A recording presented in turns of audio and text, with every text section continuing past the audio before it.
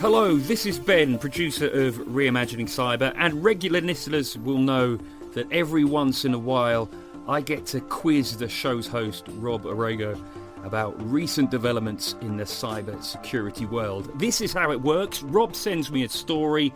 He says, I want to talk about this, that, whatever. I say yes, and then the magic starts. So that's a bit of a peek behind the curtains of our production process. And this week, Rob pointed me towards a joint cybersecurity advisory, the headline being People's Republic of China-linked actors compromise routers and IoT devices for botnet operations. So, Rob, that is a very dry headline, if you ask me. They've really done their best to suck the drama out of this. It wouldn't really make it into a Hollywood marketing campaign, but you're going to breathe some life into it because it is kind of a big deal. First of all, how are you doing, Rob? Are you ready for this? I'm ready for it. How are you doing? Yeah, not bad at all. So come on, what's going on here? So what's going on here, Ben? Let's try to make it a little bit more interesting than the advisory title that was released on September 18th. So in essence, there was over 260,000 IoT devices that are being impacted by this botnet. And the tieback is actually to a group coming out of China. I know you're shocked by that, Ben, called Flax Typhoon. What's interesting about Flax Typhoon as well is that they were actually typically attributed towards attacks within Taiwanese organizations. So this is kind of, an interesting, we'll get more into kind of the scope globally as to the impact of this. But the botnet is referred to as Raptor Train, and it was actually detected by Lumen's Black Lotus Labs. And Lumen, for those that are not familiar, Lumen is a large telecommunications company based here in the US. So again, within their cyber operations, Black Lotus Labs is the group that has been watching and monitoring this for some time and then came out again with the report, a very detailed report, by the way. We can link that in the show notes as to their findings. And this is what's led toward the actual release on the 18th by the government on a joint advisory. So we'll get into that a little bit. Now, people are going to be, hey, listen, what's really behind the scenes? What's happening here? Here's the interesting thing. We're talking about this malware that has been out in the wild for close to 10 years. So this goes back to the Mirai family of malware that was designed to basically hijack IoT devices that run the Linux-based operating system. And that came out in 2016. And so when it came out in 2016, made public, many people jumped on that, quote unquote, the bad guys.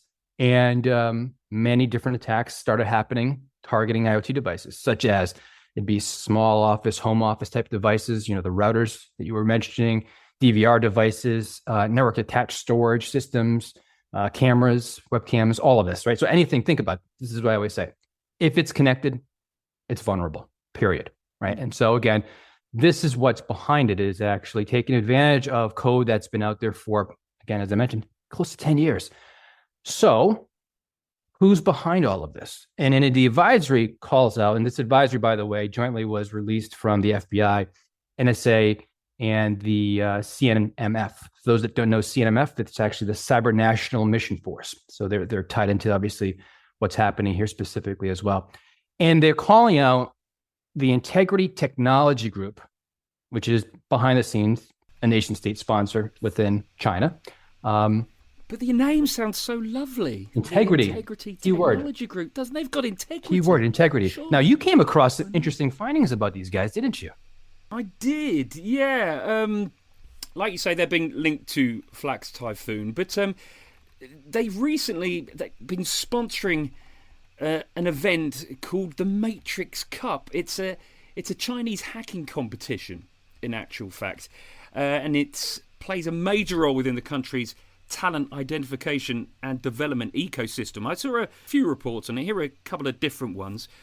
The Matrix Cup, it's co-organised by CyberPeace, another lovely name, and the Integrity Technology Group. It's a top-level cybersecurity event with high specifications, attracted more than 1,000 teams from China, Vietnam and Malaysia and other countries, with the theme of intelligent defence, security, digital enlightenment for the future. The main forum gathered security pioneers, expert think tanks and industry leaders. The source for that was the Matrix Cup themselves. Okay, so make of that what you will. Another source coming from Security Week.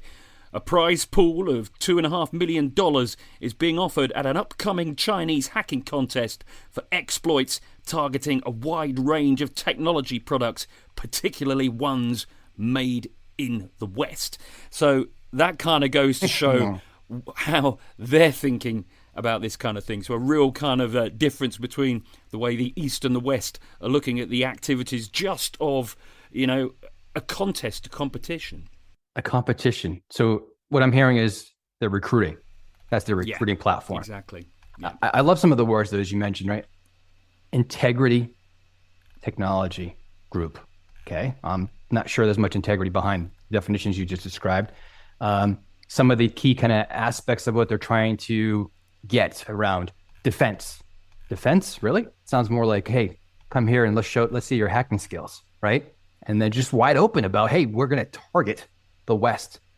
I mean, could you be more open than that as to what you're trying to accomplish? So it just goes to the reality of, what is happening from China is another example. We've talked about it many times in previous episodes.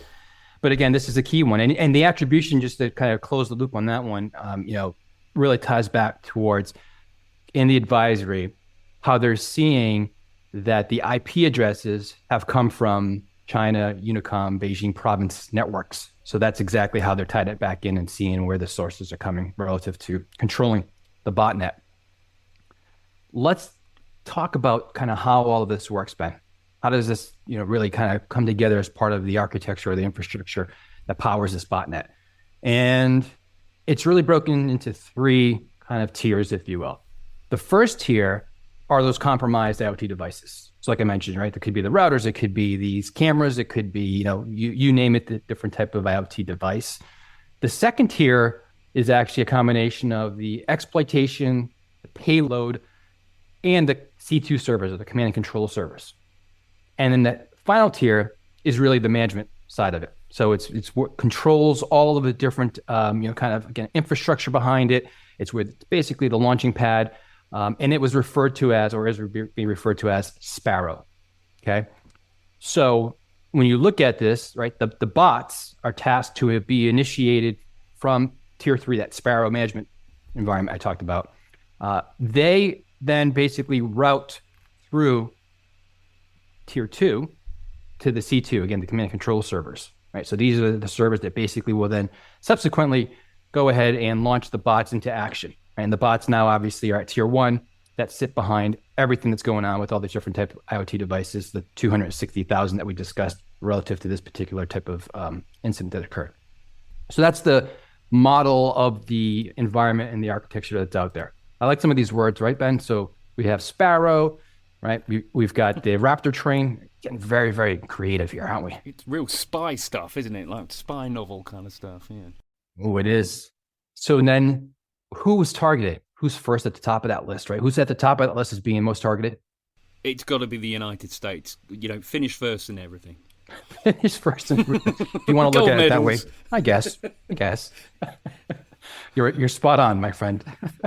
Finish first and everything. That's a good way to look at it. I'm not sure we want that one. But yeah, close to 50%, right? 48% tied back to the U.S. on this attack. You then have, other countries out there like Vietnam, which was interesting because of what you just talked about, right?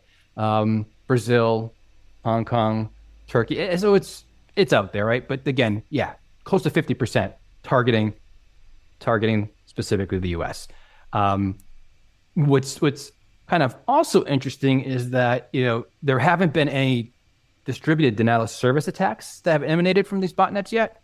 They're very likely capable to be launched and weaponized at some point in time and then target, again, any of the different entities that are out there within the U.S. and these other countries as part of it. And a lot of the conversation kind of thinking is behind it, if it's to be triggered before this actually is mitigated on these devices, it will very likely be where they've infiltrated, military installations, things within the government, potentially higher education, right, telecom, the defense industrial base is another one. So these are kind of the thoughts. Then, how do you deal with this? right? What are some of the different kind of recommendations that are out there? And the FBI did a great job of listing them. They're pretty straightforward, but ways to mitigate. And so there's several, right? So one is going into these different IoT devices, your management console into them, your router, for example, you have, and disabling obviously unused services and ports. A good hygiene, right? Something you should be doing anyhow. Another thing you should be doing is implementing network segmentation. So breaking out these networks into segments so they are actually, again, isolated from one another and serving the particular purposes for different types of, specific kind of functions you have in your small office or even in your home environment. For example, at home, maybe, my surveillance for my alarm system and security cameras and whatnot are on one segment, one specific, network. And then my, kind of entertainment environment is on another, and my work environment yet on another, as an example.